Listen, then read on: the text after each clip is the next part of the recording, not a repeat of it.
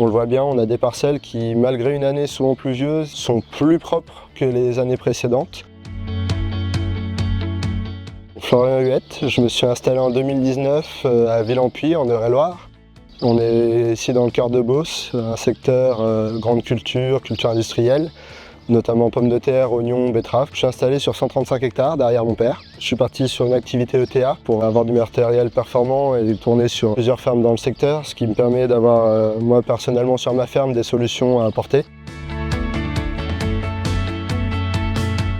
On utilisait soit la bineuse, soit des traitements pleins, mais que la culture subit également. La bineuse a quand même un bel avantage et de nettoyage et d'aération du sol. Par contre, c'est un outil assez technologique qui demande des plages horaires assez grandes. C'est un outil qui est coûteux et lent. La deuxième solution depuis des années, c'était le traitement pour les pulvérisations en plein sur la culture, avec quand même un gros désavantage, c'est que les parcelles se salissent assez vite, donc on est obligé d'intervenir assez tôt, et ce qui fait une assez forte toxicité sur la culture en place.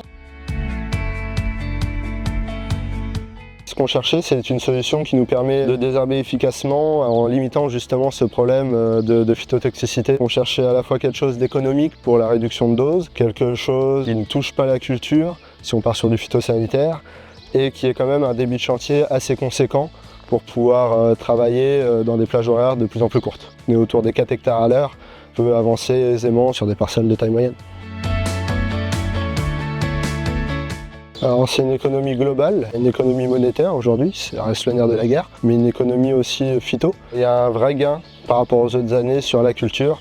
On le voit bien, on a des parcelles qui, malgré une année souvent pluvieuse, sont plus propres que les années précédentes. On le voit aux différents stades de la culture. Déjà au stade fouet où on peut nettoyer autour de la culture sans impacter la culture. Là c'est net, on a des oignons qui ont été vigoureux, qui se sont développés très vite, qui n'ont pas eu de problème de phytotoxicité. On le voit aussi au dernier passage où on peut cibler en fait quelques mauvaises herbes qui restent et vraiment avoir une parcelle nickel. Ça combiné au binage et à quelques traitements en plein, ça fait vraiment des parcelles magnifiques. Donc on peut vraiment cibler autour de la plante, autour de la culture. Ce qui est vraiment un avantage, on peut mettre un périmètre de sécurité défini et voulu selon la phyto que l'on utilise. Donc on voit vraiment un bel avantage par rapport à ça.